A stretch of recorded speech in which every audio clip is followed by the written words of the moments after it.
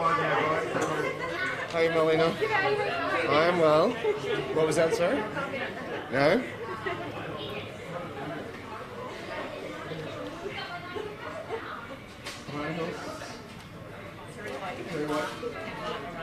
Okay. Everyone good? Well, good morning from Terry White Chemmart at Arana Hills for our daily Queensland COVID update. We have no new cases to report. That's 0 new cases. We discharged one patient, meaning we're now down to just 28 active cases here in Queensland. We did 6,959 tests in the last 24-hour period, but of course the all-important numbers now are the vaccination numbers, and we did 19,641 vaccines in the last 24 hours by Queensland Health. 4,111 of those were Pfizer vaccines administered at Bunnings Warehouse. So more than 4,000 Queenslanders got their vaccine at Bunnings yesterday. What a fantastic result. The Chief Health Officer tells me that they were mostly people getting their first dose, and that's the absolutely critical number we're monitoring right now. So 72.07% of Queenslanders have had their first dose, and that's what gives us some comfort that we will hit that 70% threshold in coming weeks. 56% of Queenslanders have had their second dose.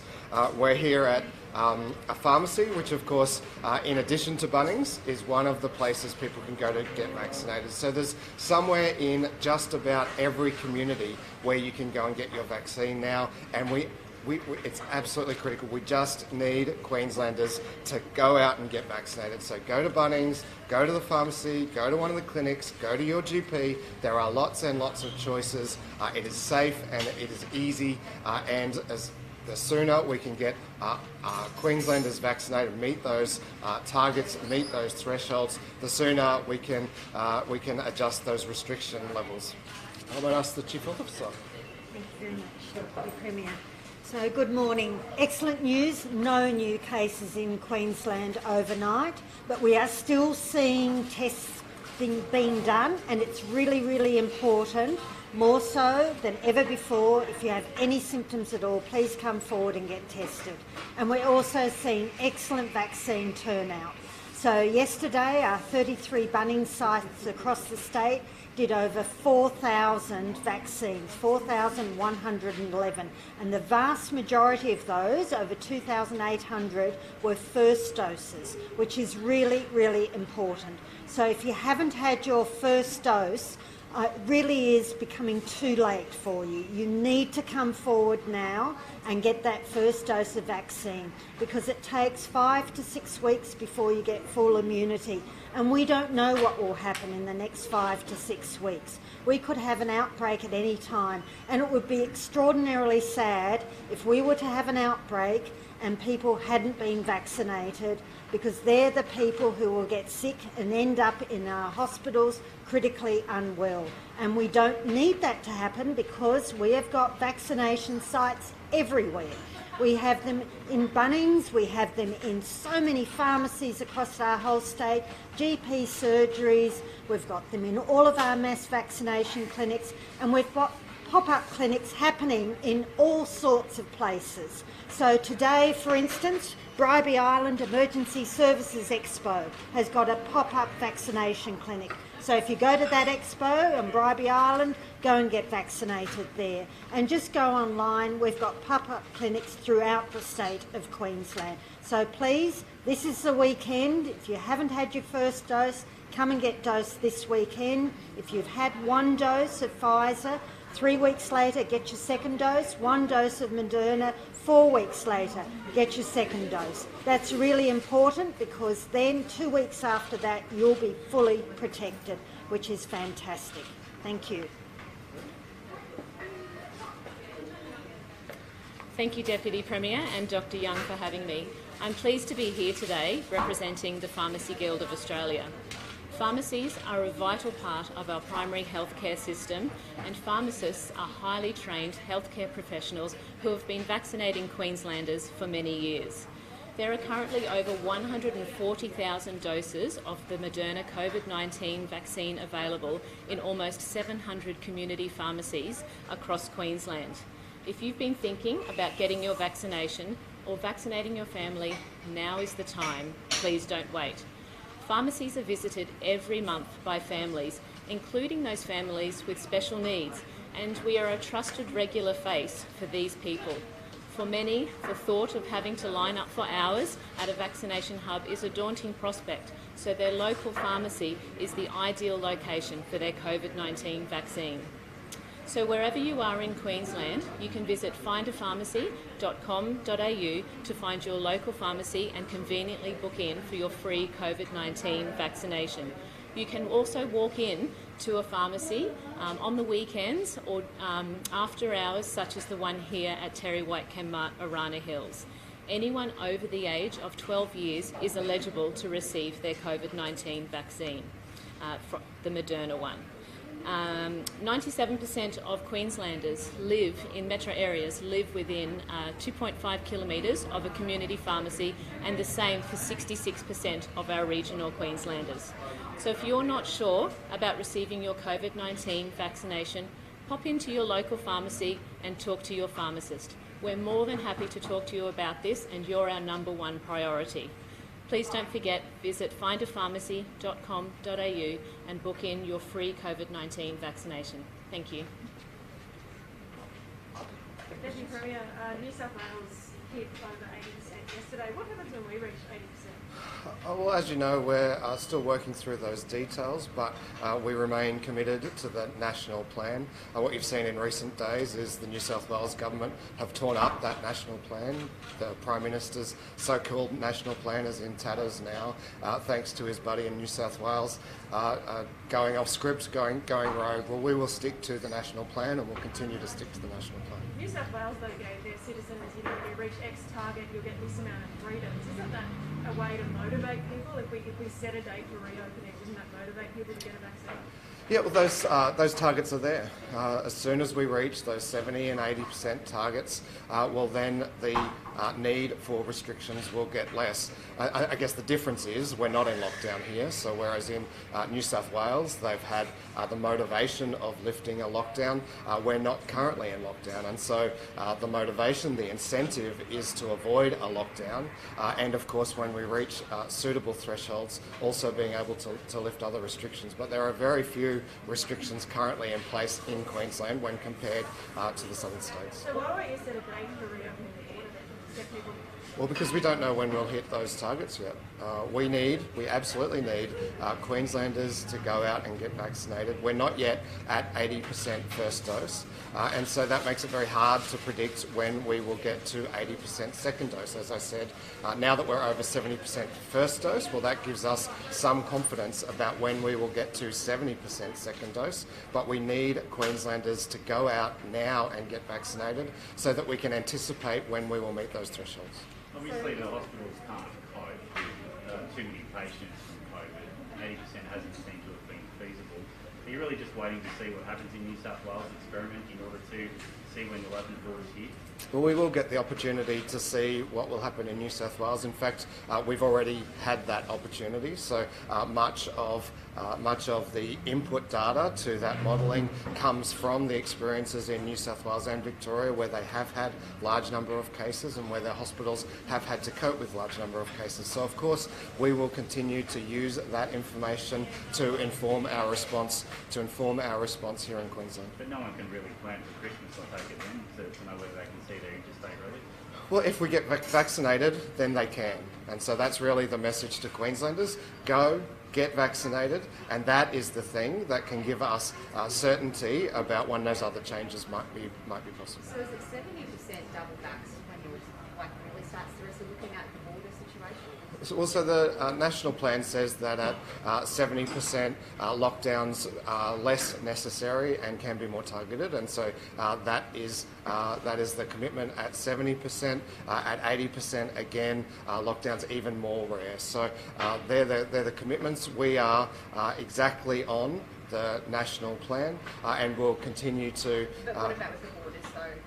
Yeah, well, as we've noted, the national plan was agreed to before those massive outbreaks, and so before border restrictions became just so critical to keeping the virus out of Queensland. And so we'll have more to say about when we think it's safe to adjust those, but I think what Queenslanders know is that we will continue to take the health advice as we have done throughout, and that is what New South Wales has just stopped doing. They have just abandoned the national plan, and they have just stopped listening to the health advice. Will you give the tourism sector notice when you're going to reopen? I mean, a lot of them are raising concerns just this morning that they don't get enough time to tell people to book their holiday. Look, I expect, as we always have, that we'll give as much notice as we possibly can. Sometimes you can't win either way. When you give people notice, they say, "Why can't we do it straight away?" So we have to manage. We have to manage that. But I guess until now, the focus on our borders has been a bit hypothetical because all of the people not able to cross our borders have been in lockdowns in their own states, and those restrictions in other states do continue to apply, and so we need to watch them very carefully and make decisions about what's the safest way, what's the best way to keep Queenslanders safe. In terms of the vaccination rates with the borders, the Premier has indicated she'd like to see the 80% evenly spread across communities, say like Brisbane compared to say places like Cherbourg. What do you want to see before you are willing to look at the borders and when they can live? I think the most important thing is that every single Queenslander who's 12 years of age or older has the opportunity, the genuine opportunity to get vaccinated. And that's why we have pop-up clinics throughout the state.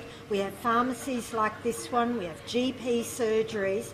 That's the whole point behind all that, so that we give every single Queenslander, 12 years of age or older, the opportunity to get vaccinated. Now, once that's happened, and that's why we've been doing things like having Bunnings this weekend, having schools, having pop-up clinics at expos. Once we've given everyone the opportunity to get vaccinated, then we can genuinely look at those different targets. As the Deputy Premier has just said, there is a national plan as to what happens at 70% double vaccinated, 80% double vaccinated, and what we need to do going forward. So we'll be looking at all of those numbers and looking at what it means. But we know that we can do a lot more once everyone's been vaccinated. How do you know that everyone's had the opportunity? How do you even measure that? It's difficult, but it's by putting in place pop-up clinics. I mean, yesterday I thought we did a lot more vaccines than I thought we'd get to. It was just fantastic to have 4,111 people, and the vast majority of those first dose come forward, showed that it worked, showed that putting pop-up clinics in a very accessible location that we know a lot of people go to on the weekend actually brought people out and got them vaccinated. So we've just got to think very innovatively about where to put these places, that just having mass vaccination clinics is not good enough. We've got to have pop-up clinics where people are. So that's what we're doing at the moment, and we're working with communities, and I was always very grateful when Bunnings came forward quite early in the piece, before we had enough vaccine to be able to do it. So when we did have enough vaccine, we could go back and say, yes, now's the time to do it. So that's what we'll continue doing over the next couple of weeks. But after that, I really think people then have to have made the decision about whether or not they're getting vaccinated. Dr. Are you confident that every Queenslander who wants a vaccine has been given access to one? That's, as I said, that's why we're putting in place all of these pop-up clinics in very unusual places. We wouldn't normally be vaccinating people at Bunnings. I mean, we always vaccinate people in pharmacies, so that is just fantastic, having pharmacies. And we've got so many pharmacies across the state that are vaccinating. And of course, GPs always vaccinate. But we've really tried to target those people who mightn't go to different places. So really get them when they go to expos, when they go to different places, so that we can make sure that everyone's had that opportunity. You had 2 days, you had 2 weekdays this week that saw the vaccination rate close to drop below 50,000. Is that what's starting to concern you about seeing that vaccination rate drop off? Yes, that's why we need to do these new ways of vaccinating and encouraging people, because I would like to see it at 50,000 each day. So you are starting to see the vaccination rate? Oh, at the moment it's hovering, so I'd like to give it a bit of a push So to every day you'd increase. like to see about 50,000? Of course I would, yeah. I'd really like to see us we're in the home stretch. We're genuinely in the home stretch. So we're over 70% first dose, which I'm very confident we'll get to that 70% second dose, because the vast majority of people are coming forward for their second dose who've had one dose. But now we've really got to push it so we get well beyond that 80%. And Dr. Young, you said earlier, you said it's becoming too late now for people. It is. What do you mean? Because I just can't see that we can keep the virus out for much longer. We have done so well. I mean, Queenslanders have been fantastic. But it's time for us to normalise this. So at the moment, every time someone has a bit of a headache or a sniffle, I'm saying, come and get tested. We've got to move on from there. We've really got to regain our full lives again. So, and we can only do that if we're vaccinated. And it mightn't sound, 80% might sound good, but that still means 20% of our 16-year-olds and older, because that's where the measure is done, are vulnerable. And that's too many people to be vulnerable. And why be vulnerable if you've got a vaccine that can save you from getting sick? We've seen New South Wales hit 91, 92%. Do you think Queensland will get to that mark? I think so. I think we're pretty good at vaccinating in Queensland. Our kids, every single year, more than 95% of them get vaccinated with a really complicated vaccine schedule. I see some mums around the place here, and I don't know how you do it. The vaccination schedule for children up to age 5 is extraordinarily complicated. But mums and dads do it with their children and their GPs and get it sorted. Now, this is a really simple vaccine schedule. You need 2 doses, 3 weeks apart for Pfizer, 4 weeks apart for Moderna, and if you did have AstraZeneca, you need 12 weeks apart for that. It's not complicated. So you just have to come forward, get that first dose, and someone will talk through with you when you need the second dose. It's a really simple vaccine. I'm sure that Queenslanders can do it. I just want to ask you about the opposition. They're saying today that they have figures that shows there's only 6 new ICU beds since the pandemic began. Is that correct? An ICU bed is an ICU bed when it's a physical space and it's got trained staff. And we don't put in place ICU beds that we don't need because they're extraordinarily expensive. But we can ramp them up. We've got the planning in place that overnight, if we needed to, we could double them. And that would be doubling of the bed, the space it's in, the ventilator and the trained staff. But we don't keep empty ICU beds. That is a total waste of the resources of that trained individual. So I'm very confident we can rapidly double our ICU capacity. But I don't want to do that. Who would want to go into ICU if they don't need to, if a vaccine can stop them going into ICU? So it's far, far more important than doubling and tripling our ICU capacity to just increase the vaccine. So over a year ago, when we started planning and working through how to double that ICU capacity, we didn't have a vaccine. We do now. So we should be using the vaccine, not relying on ICU.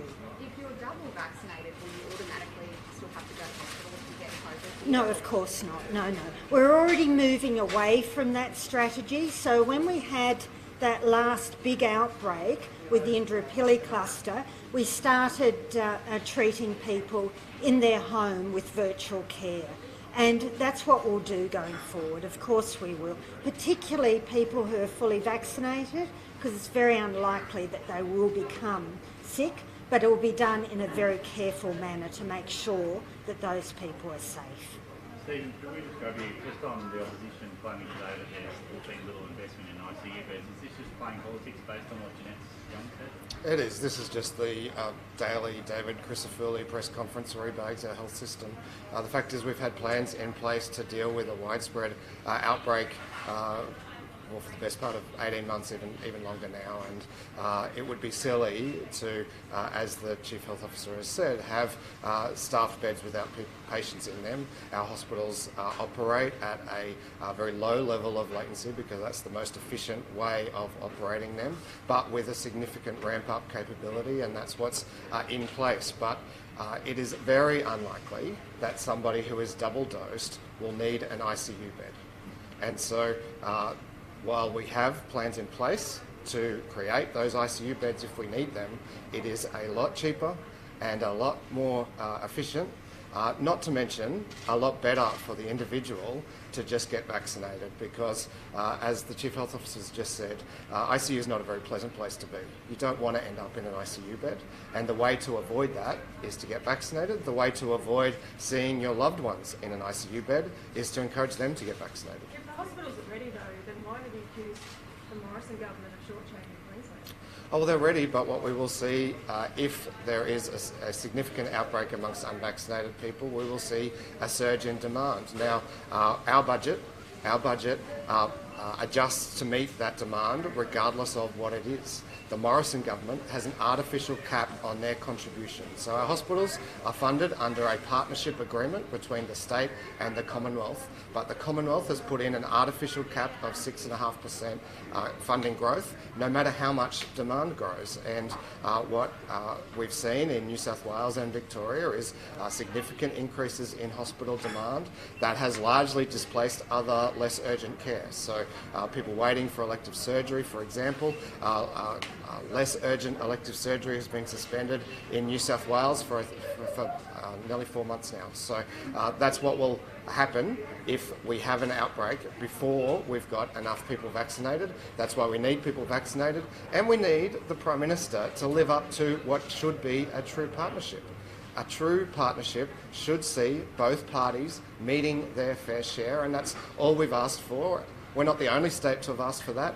Every single state and territory have asked for that. Do you have an update on the numbers of people on the home quarantine waiting list, and are you planning on adding any more spots?